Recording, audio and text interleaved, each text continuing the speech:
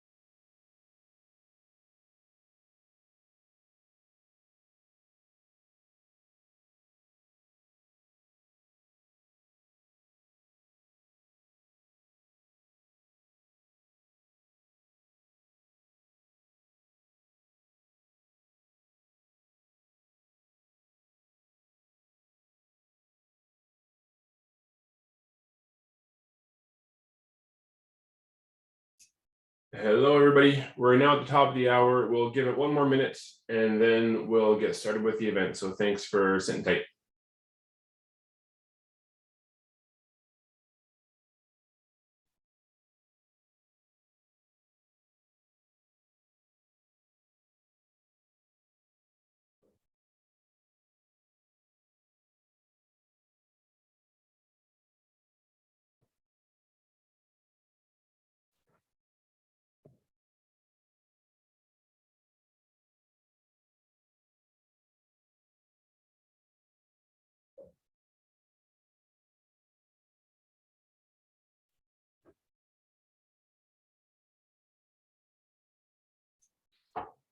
Well, all right.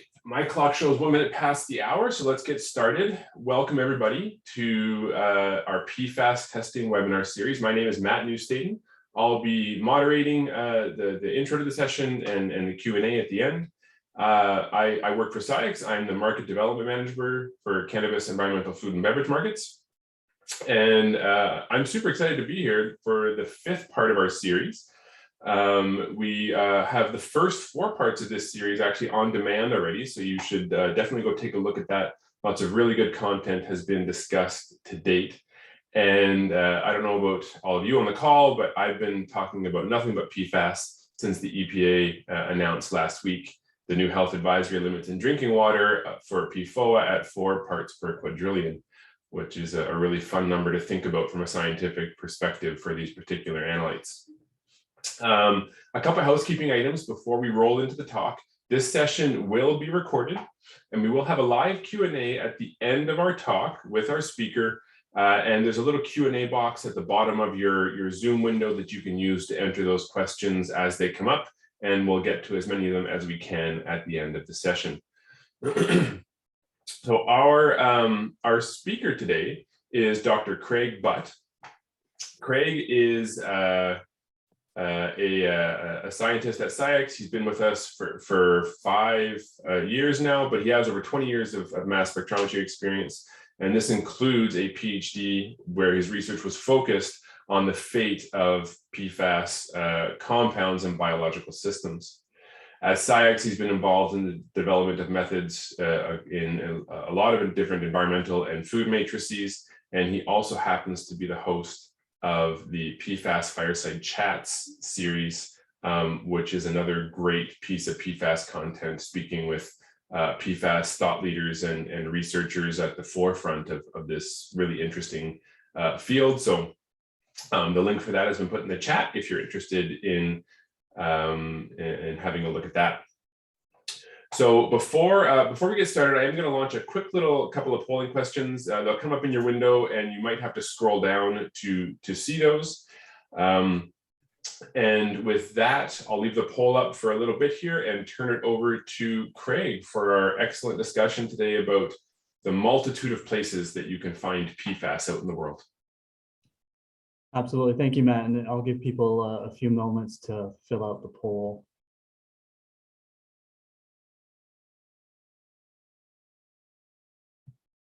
Okay, great. So yeah, thanks everyone. And yeah, for those of you who have been with us on the journey, this 5-part journey about PFAS, thank you very much. If this is your first time here, please go back and look at the recorded sessions that Matt mentioned earlier on. So today our goal really, I mean, it's a very ambitious goal, but you know, we've entitled it, where aren't they, right? And detection in the environment. So I'll start off by saying that this is by no means exhaustive in the sense that we won't be able to cover every single environmental media, every single study that's out there. This is a comprehensive review, but by no means exhaustive.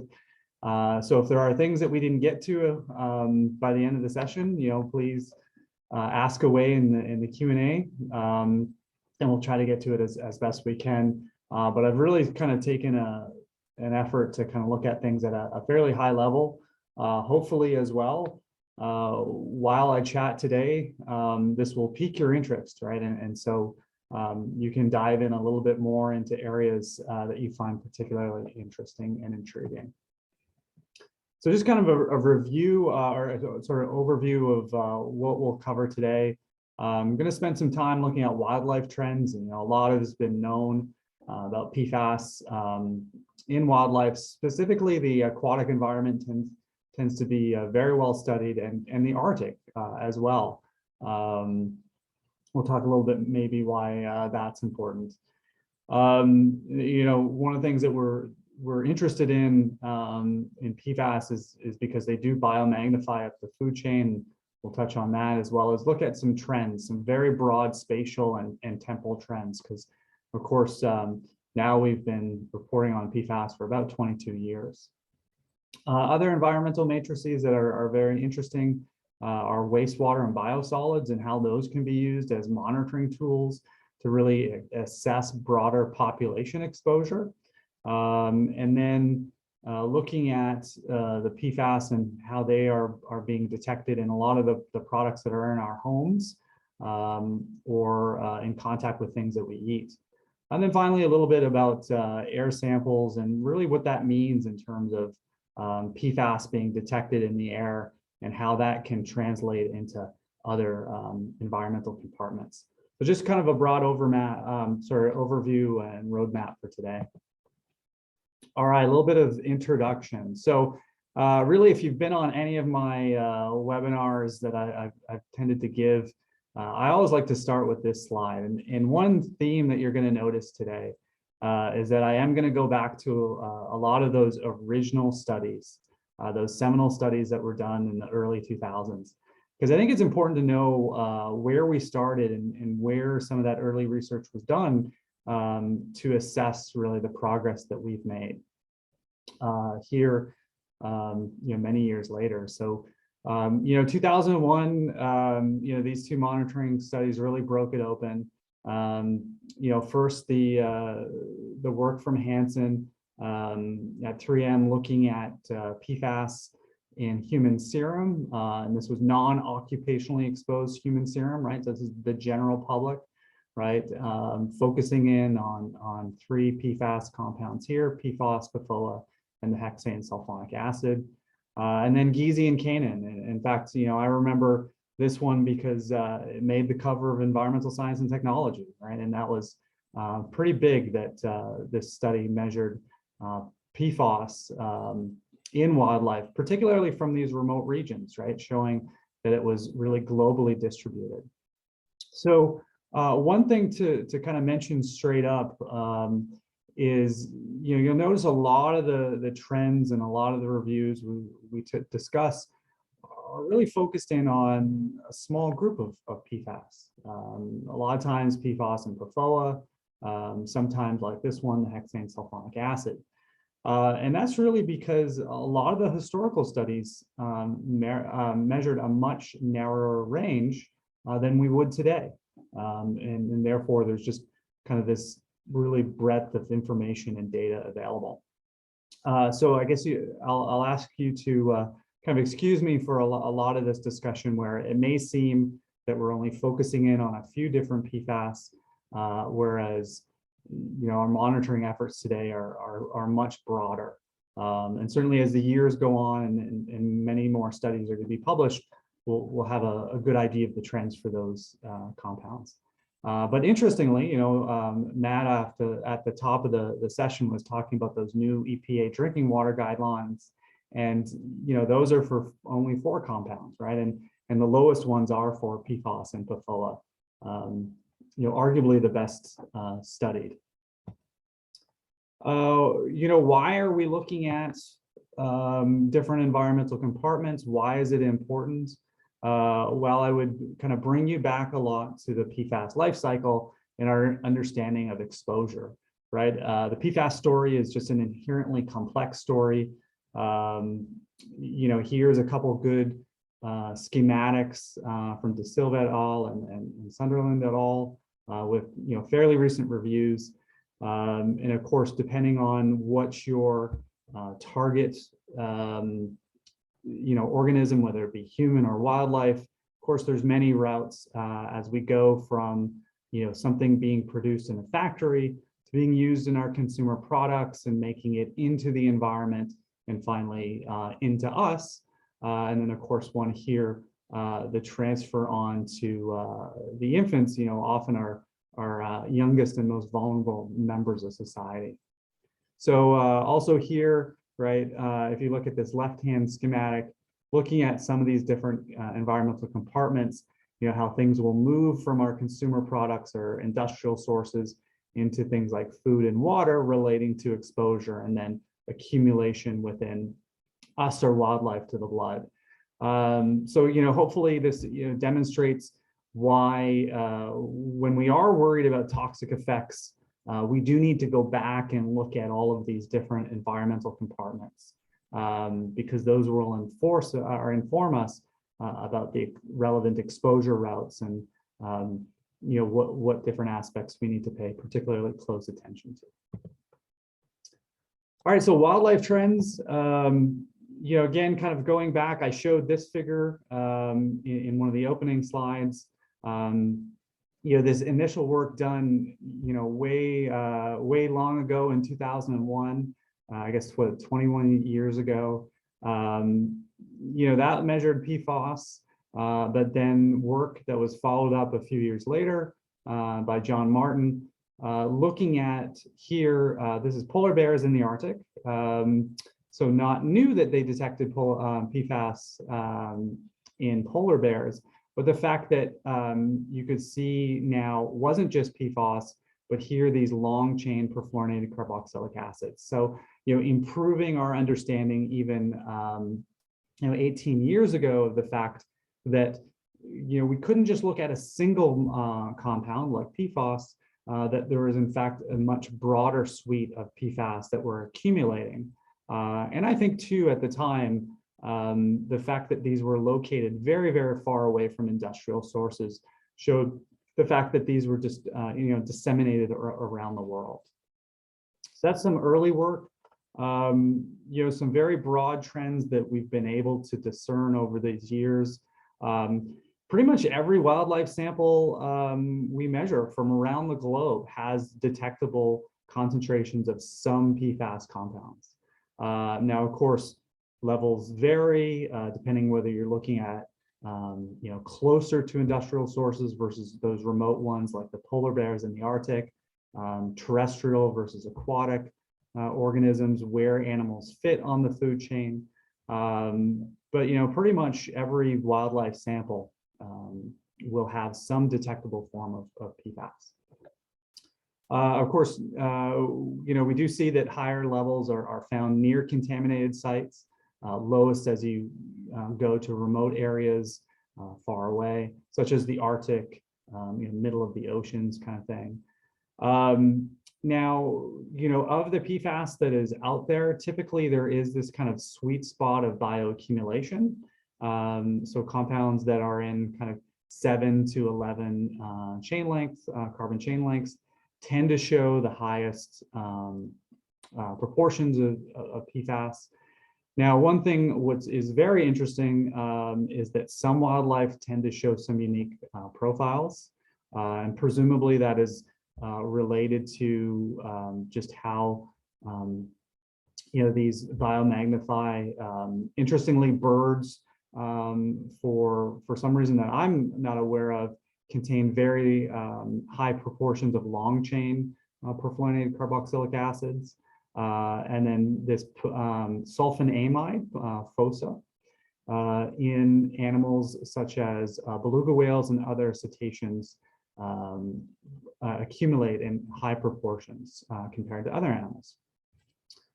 One thing I did mention is aquatic food webs have been very well studied. And there's a lot of information on aquatic food webs, not so much is known about terrestrial food webs. And then, again, this is kind of getting back to some of the original research. Back in 2006, there was a good review on biological monitoring focused on aquatic environments.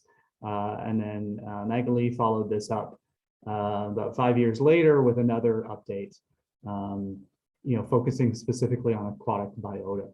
So, if you are interested in looking at some good reviews, these are a little bit dated, but still, a lot of the trends still follow, and kind of encourage you to have a look at those. One of the things that was shown early on was this idea of biomagnification. So this is a figure taken from 𝗥𝗟𝗍's first review. And here is the PFAS concentration in the tissues on the y-axis, and on the x-axis is a measure of the trophic level. And sometimes that is done by looking at the delta N15 as a measure of trophic level. And so these were 4 different food webs, that were aquatic based. in different regions from more temperate southern US all the way up to the Arctic and also kind of in between the Laurentian Great Lakes. So I think, you know, what was perhaps not surprising as we know now, you know, PFAS don't break down. Well, many of them, I should say, including PFAS, do not break down in the environment. But the fact that they are retained in the body, and that will often lead to this biomagnification. So amongst these 4 different aquatic food webs, you can see as you moved up higher in the food chain, then you're getting higher concentrations. And so ultimately what that means is, you know, those apex predators, you know, really high up on the food chain will tend to have quite high levels in the tissues. And sort of a more recent review, this one is focusing in on the Laurentian Great Lakes. And in fact, I think this is kind of a very, very good and comprehensive review for current data looking at trends in the Great Lakes. But this one I thought was a really interesting figure from this review, looking at PFAS here on the far left and then in the center PFOA. And then these are the Great Lakes that are shown on the x-axis from kind of upstream to downstream: Superior, Michigan, Huron, Erie, and Ontario. And you can see as we kind of move downstream, which is also corresponding to increased urbanization and presumably increased number of sources, then the surface water concentration increases. Interestingly enough, you know, the author also pulled together similar trends for both the lake sediment and the fish and found similar trends. So we can make this rough association where there's more urban density, more people and more PFAS sources, then there will be higher concentrations not only in the water, but then in other compartments like sediment and wildlife like fish. So I think that's an important finding and certainly indicates the importance of humans, you know, us as sources to the aquatic system. And then also, again, focusing in on aquatic systems. I think this was a really good work that was published about a year ago from Håkon Langberg in Norway. And he and his team looked at a source of PFAS in the lake. And specifically, they were looking at lake sediments. And you can see here, by taking a depth of the lake sediment, they were able to look at the date of deposition and therefore compile this temporal, this historic use pattern. And what I think was really interesting here is you can see in the black, this corresponding to this SAM-PAP diester, and then some of these other ones like red, which is a fluorotelmer sulfonate, is that they could see this change in use through time. And so what was being emitted, in this case from a paper manufacturing facility, would change in time, which tells you that the exposure of PFAS to that lake environment would change with time. The other really unique thing I think about this study is that they used some non-target analysis to identify some of these novel PFAS and some like what was called pre-FOS, which could be precursors to the more terminal PFAS compounds.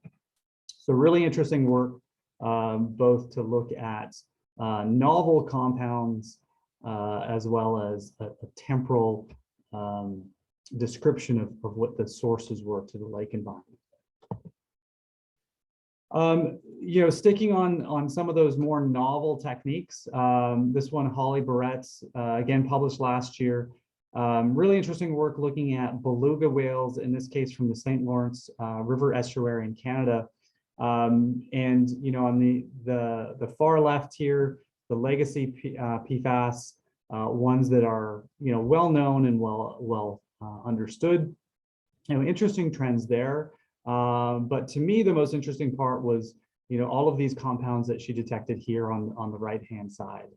Those novel PFAS that, would be contributing to the body burden and potentially impacting the health of these beluga whales, but is relatively, less understood. And, again, she used a non-target analysis technique to find those. And interestingly enough, some of those legacy PFAS, which perhaps aren't produced anymore, were found to decrease with time. And some of these newer ones, which we don't really understand as well, were found to increase, suggesting that their concentrations in the aquatic environment are still going up. So yeah, interesting work there. And for more information, check out her paper. Okay, the Arctic environment. So this is kind of near and dear to my heart because I did spend a lot of time looking at PFAS in the Arctic environment.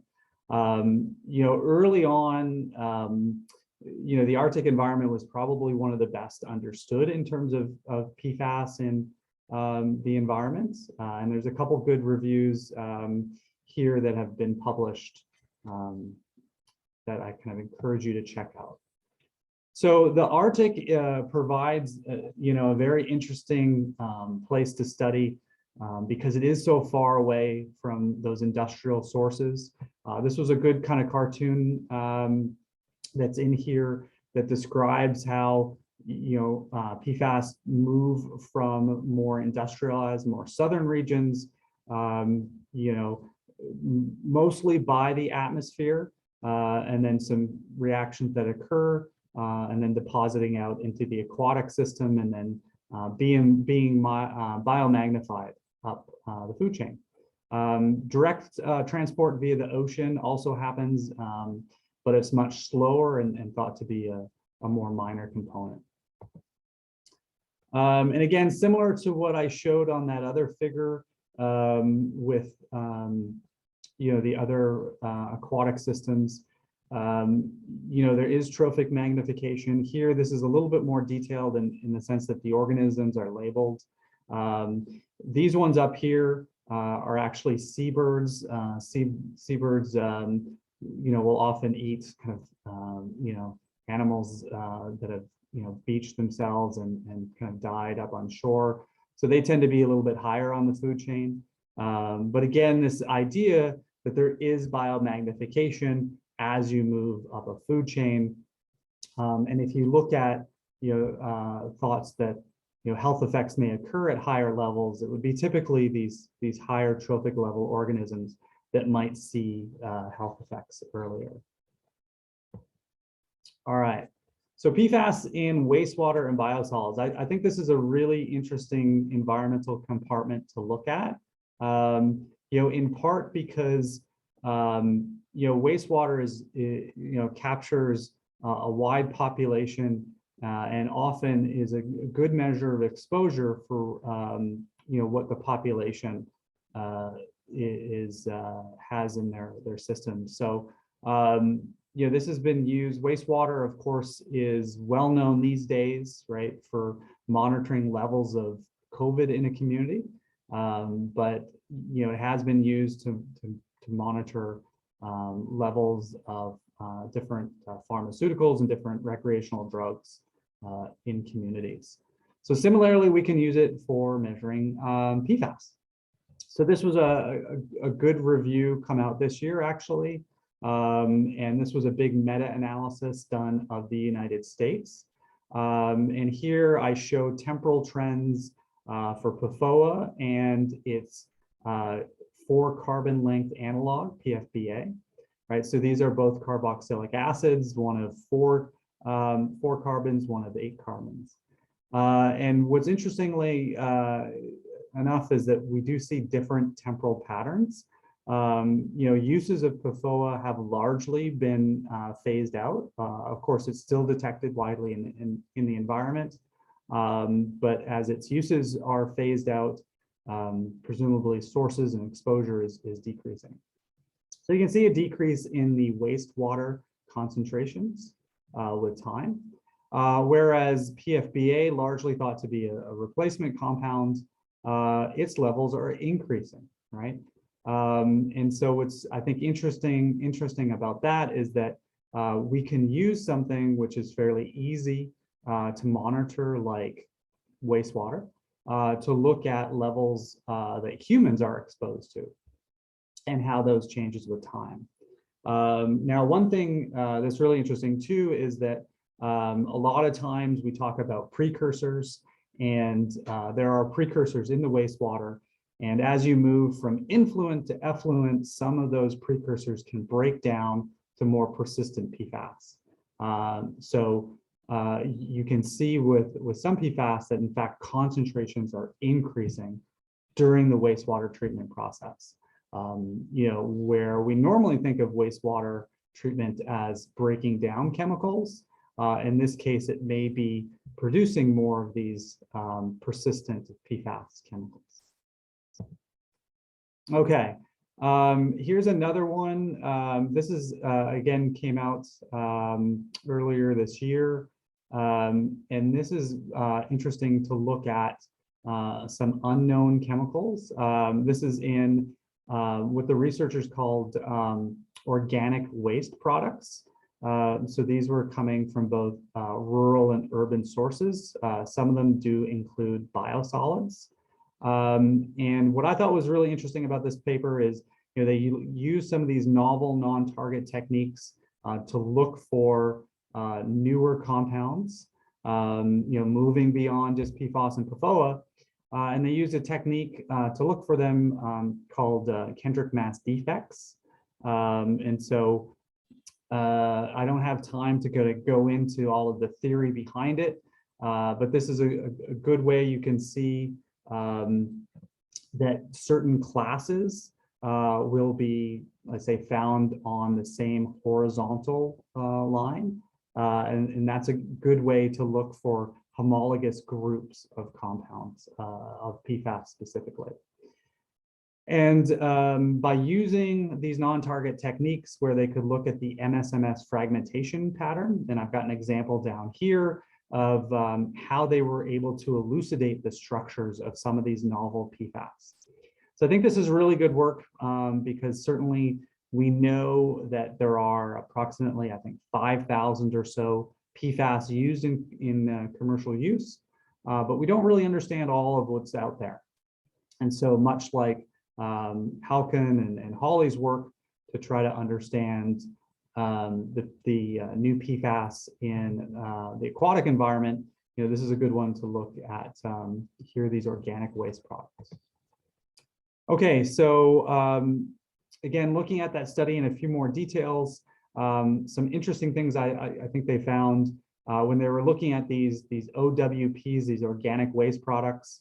They were able to segment them into rural sources as well as urban sources. And having a quick look at the y-axis here, you can see you know, these concentrations go up to 14 micrograms per kilogram, whereas for the rural, you know, they're down kind of around 1 to 2. So clearly, urban sources are, you know, very, very strong sources of PFAS to these organic waste products, which then can be applied to things like farmers' fields or disposed of elsewhere. So I think that's important to know, you know, and it does tie back into that Great Lakes water slide that I showed, looking at the spatial trends. And, you know, we know that urban areas tend to be sources for PFAS. Now, I'll get into a little bit more detail on the next slide, but you can see here, you know, these different colored bars represent different, you know, classes of PFAS, and obviously you can tell quite quickly, you know, the urban and the rural profiles, PFAS profiles, are much different. So not only are the concentrations higher, but the types of PFAS that are being detected in urban sources are much different. So here, just kind of zoom in a little bit more. This makes it a little bit harder to see, or sorry, easier to see because everything's scaled to 100%. But in these different samples, for example, you can see a lot of these urban sources were dominated by some of the newer fluorotelomere compounds compared to the rural sources. So again, I think this is really important work as we think about that whole PFAS life cycle and how these might impact the exposure to agricultural fields and therefore our food. It's important to understand the levels and also what compounds are there. Okay. All right, so consumer products. As I mentioned a couple slides ago, there are approximately 5,000 PFAS compounds approved for commerce. If we get back to one of the early slides where we only looked at PFAS and PFOA, clearly there's much more out there we should be looking at. And there's a lot of great studies that are trying to do that. And I highlighted a few of them. PFAS, of course, are used because of, mostly in these consumer products, their stain repellency, as well as surfactant-like properties. So attempts to try to understand which PFAS are used and where they are used are incredibly complex. A good review here published a couple of years ago tried to do that. They showed more than 200 use categories, they called it, covering about 1,400 compounds used in specific products. So a really large amount and very difficult analytically to get a hold of the understanding of what's there exactly. But a lot of folks have tried. So again, this is my attempt to go back to some of that early work and really highlight some of the seminal work that was done in this field. So back in 2006, this paper from 𝗔𝗱𝗱𝗶𝗁𝗲𝗀𝗲, Panlilio, and Maybury took some of these commercial products purchased off the shelf, and you can see the names down below. And what they did is they actually bubbled air through them and measured the volatile PFAS that were coming off and trapped them in the headspace of the bottles. And so why that was important is because these compounds here, and these are these fluorotelomere alcohols of different chain lengths, as well as a sulfan amide alcohol. Those are important because they can travel great distances. And not only that, but these ones can degrade in the atmosphere via atmospheric oxidation to produce the legacy carboxylic and sulfonic acids. So these are some volatile precursors. And so, when we look at the studies these days that are measuring PFAS in consumer products, I think we have to go back in time and realize that, some of the early foundational work, was done way back in the early 2000s, and, provided hints that, that they were definitely out there in consumer products that we can buy off the shelf. Okay, so first one I'm going to look at is PFAS in cosmetics. Really the first comprehensive study that was done back in 2018 by Schultz. I think this was a really interesting study because in addition to doing some of the traditional targeted analysis, they also did the extractable organic fluorine and total organic fluorine. And they did this in an attempt to understand, what they weren't measuring via the targeted approach. So what else was out in these commercial products, in this case, cosmetics, that they couldn't detect via traditional means.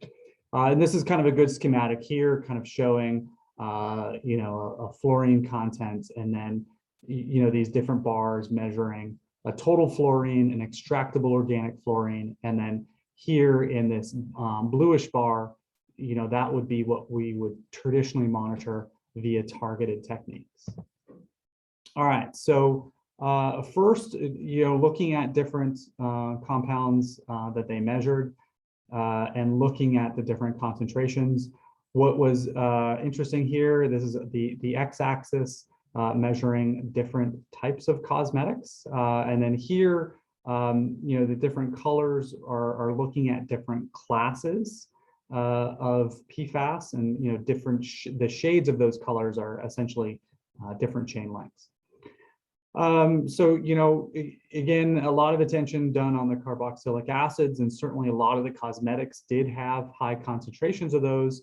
But I kind of draw your attention to some of the green and brown, particularly these ones over here. And these would be the mono and diphosphate esters, right? And those are important because they can degrade to carboxylic acids, the ones in the blue, in the body. So if you think of putting these on your body and then having absorption via dermal absorption, then they could metabolize in your body to form the very persistent perfluorinated carboxylic acids. So some interesting novel work done there. And then, as I showed before, their attempt to try to look at or try to describe how much they weren't measuring. So the light yellow in terms of a total fluorine, the orange in terms of an extractable organic fluorine, and then the blue in terms of the targeted.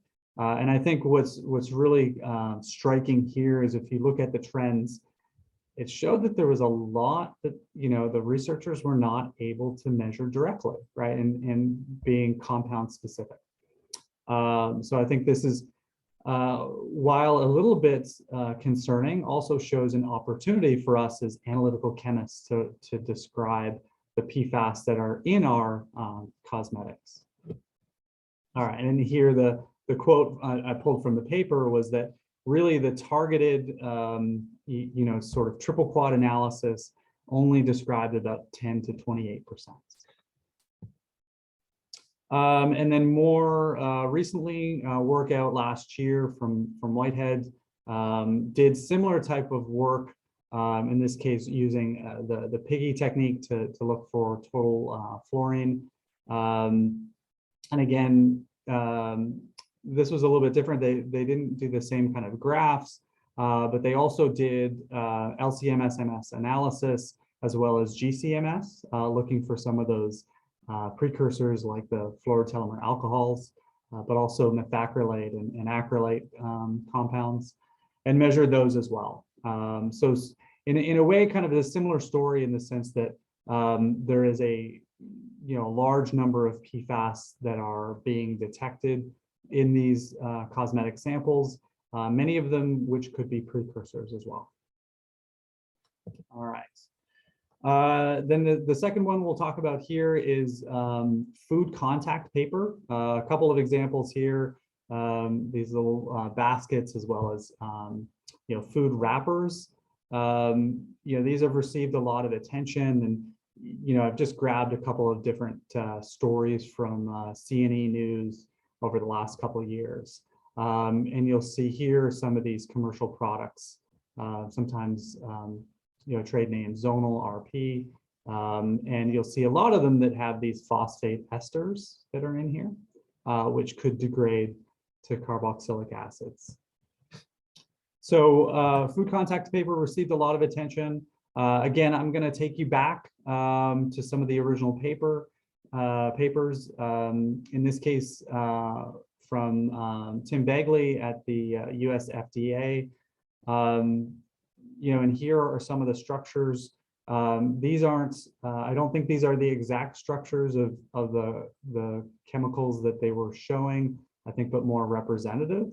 And what's really interesting is that they looked at how what they called food and food simulating liquids could pull out the PFAS from the food contact papers.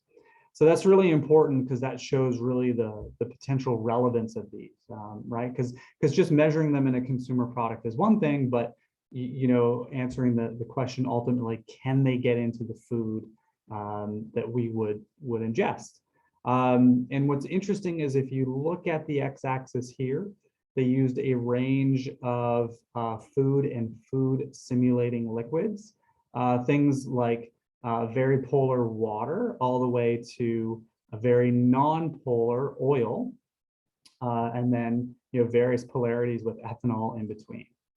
What I found most interesting about this is that the most efficient substance to pull out the PFAS from the food contact paper was butter, right? And so when you think about what kind of foods are typically in contact with these PFAS-laden food contact papers, it's usually things that are greasy, right? And so good representation for that, this butter, which is an emulsion, pulling the PFAS out.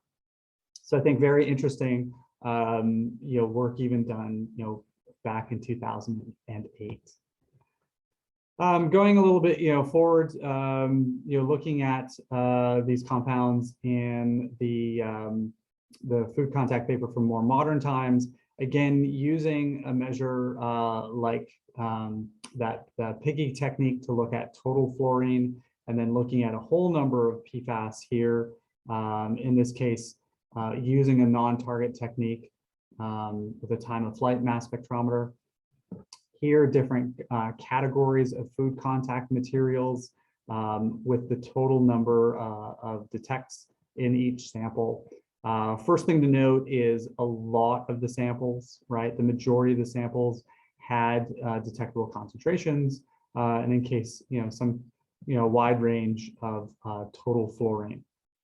And also too, based on these techniques, they were able to measure a wide variety of different classes of PFAS, much like in the cosmetics.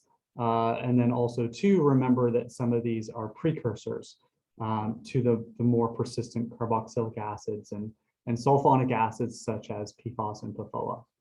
So I think these kind of tell very similar stories in the sense that there is a breadth of PFAS that are in our consumer products, both those that we apply to our bodies as well as those that may be in contact with our food, and some of them are precursors, right? So we need to look beyond those traditional small monitoring lists. Okay. And then finally, we'll get into a little bit of discussion looking at some PFAS air trends. And hopefully, I'll remind you of why looking at the air is important in terms of how PFAS move around our environment. And this is actually a really good schematic from a review paper from Emilia da Silva and her colleagues.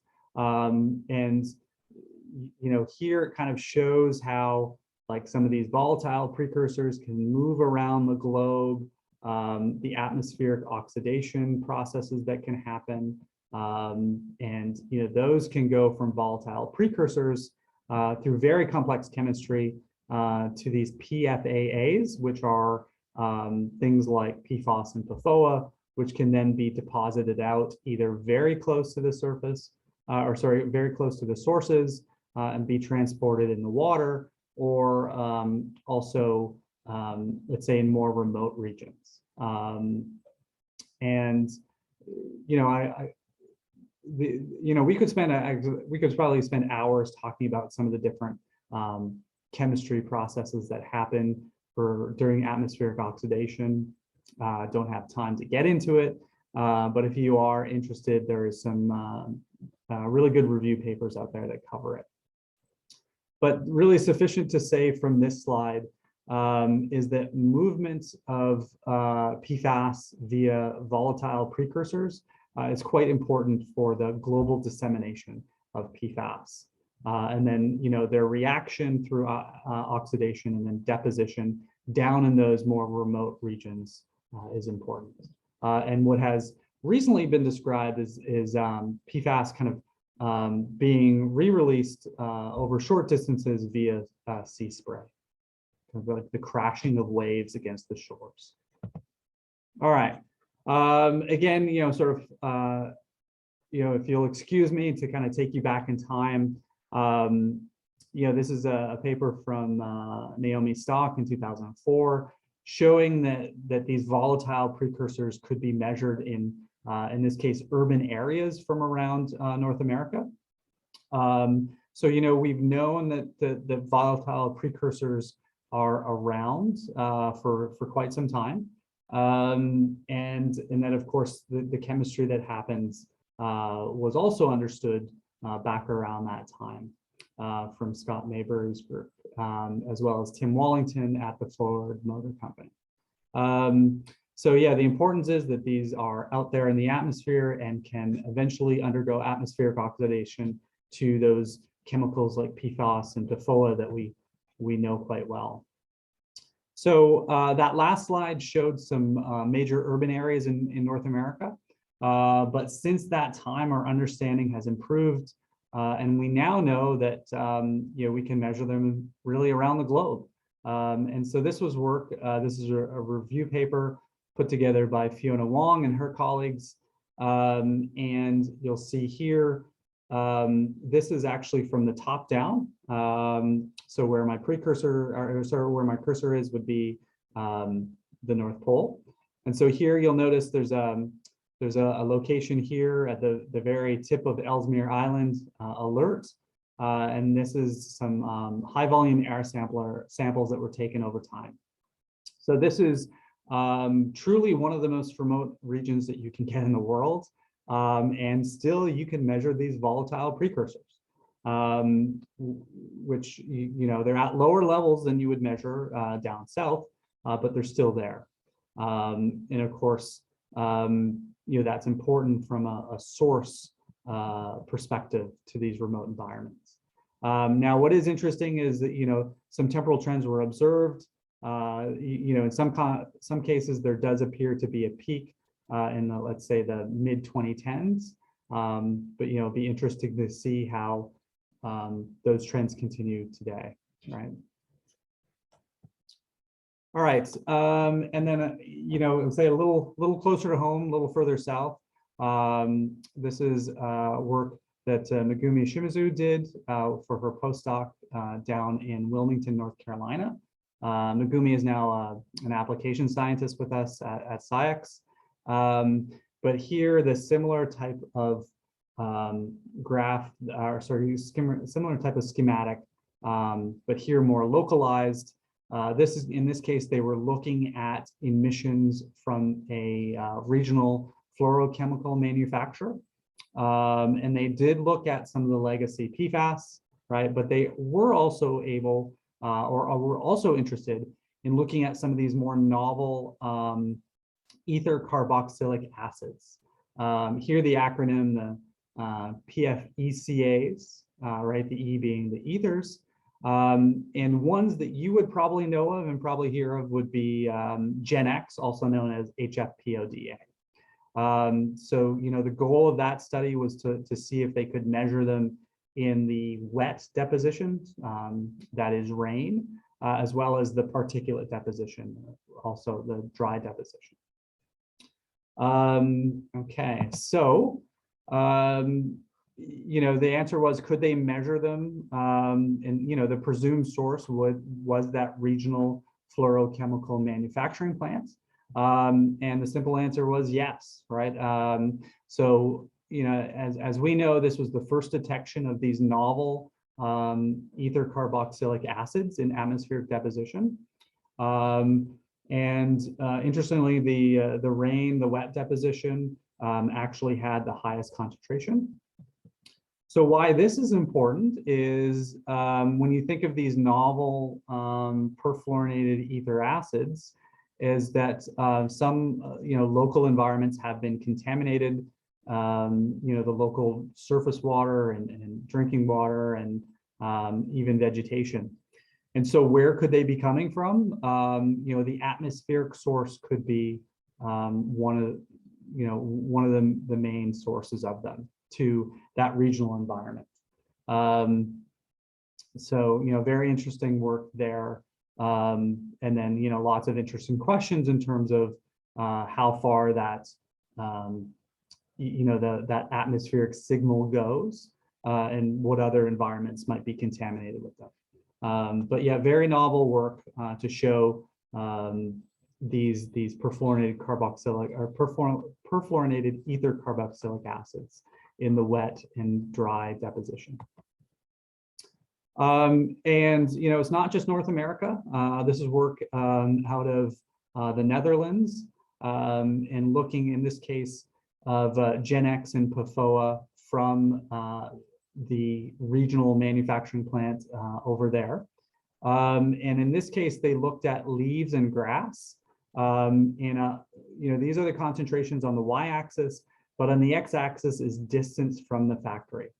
So presumably the source in this case would be from the atmosphere, or depositing onto the grass and the leaves.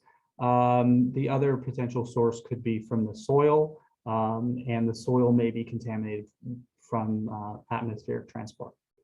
So again, kind of demonstrating why it's important to look at air trends, because they can inform us about the sources of PFAS contamination to other compartments in the environment.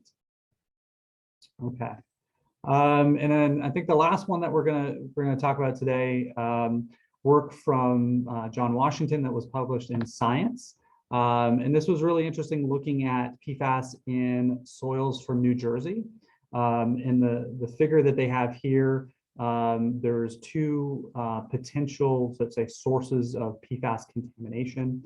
And what they did is they looked at soils moving away from these two manufacturing plants. And the other thing, I think, again, when we talk about novel sources or novel techniques, is that they used a non-target technique, a QTOF technique, to look for potential novel PFAS. Now, one thing they found, quite distinctively was a unique chlorine isotope pattern that suggested that these PFAS had chlorine in them. And here, the figure down below is a skeleton of some of the PFAS they found of various chain lengths here. And you can see the terminal chlorine that is detected, the ether functionality, as well as the carboxylic acid. So they did detect 10 novel chlorinated, perfluorinated ether carboxylic acids.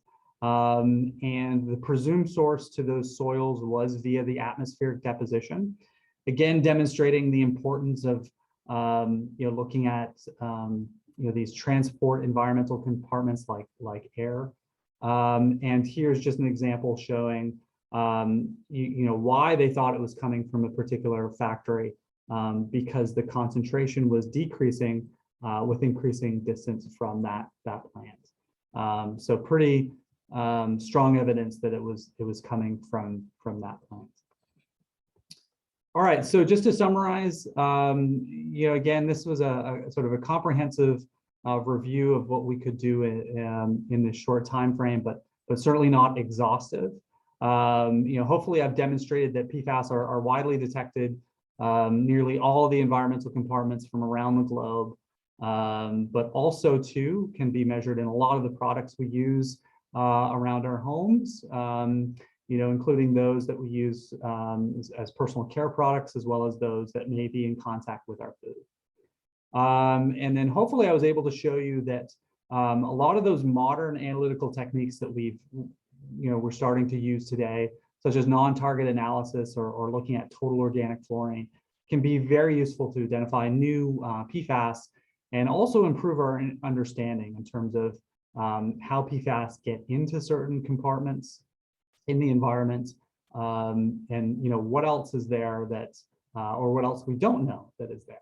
So with that, I thank you very much for your time, and yeah, we'd be glad to take any questions with the time left. Thank you. Thanks, Craig.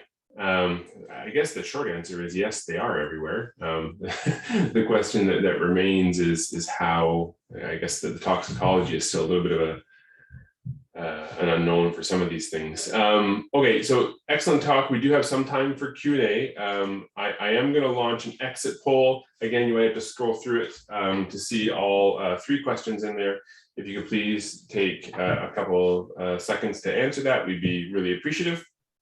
And while that's going, we can just roll right into the Q&A, Craig.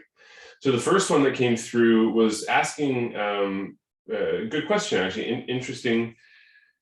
Are there any studies that look at PFAS in, let's say, soil or agriculture products for organic versus conventional agricultural practice farming?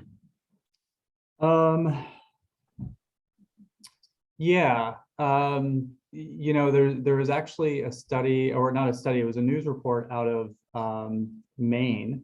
And this was an organic farm that used biosolids as a fertilizer source, and actually showed quite heavy PFAS contamination based on where the biosolids had been sourced from.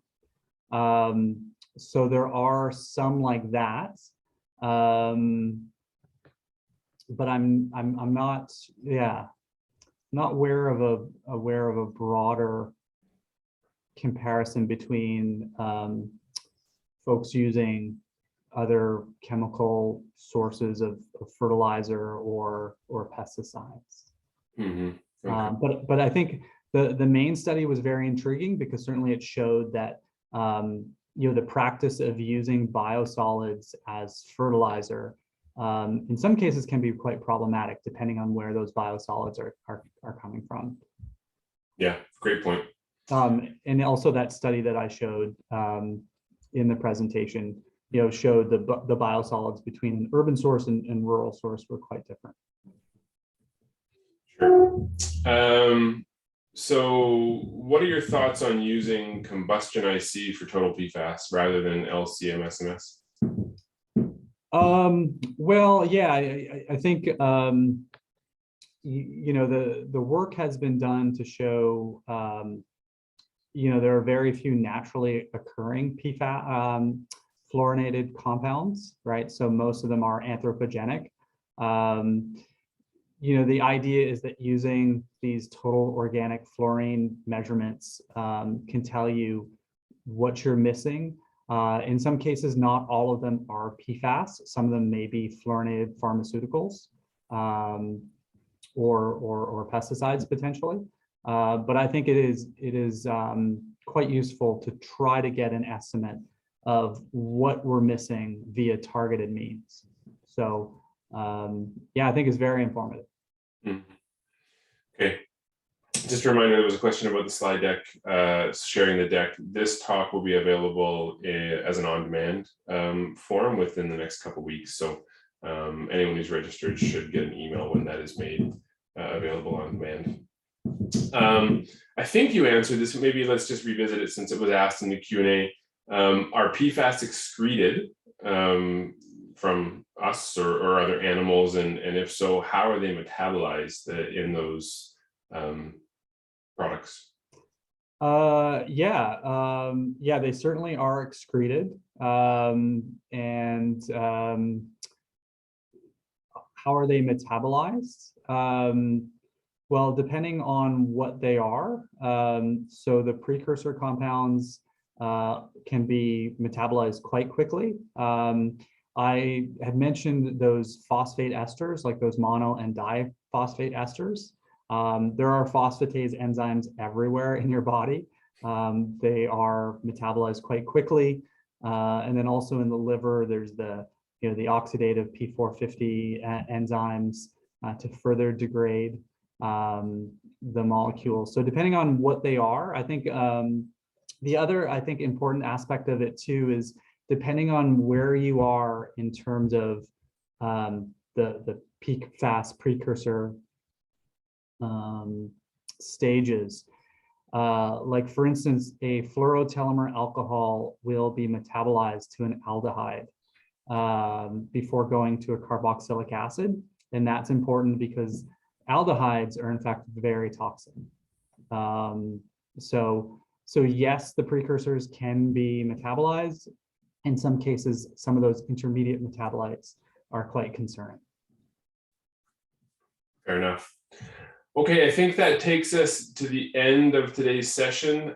Big thank you to Craig. Wonderful talk. Thank you to everyone for attending. And as a closing remark, I'd just like to say I think this has been a really great series, and I hope you all enjoy it. And for those of you that did the exit poll, and for the record, 47% of you said you can wear socks with sandals, which I think is fantastic. So well done. Have a great day, everybody. Thank you all for coming.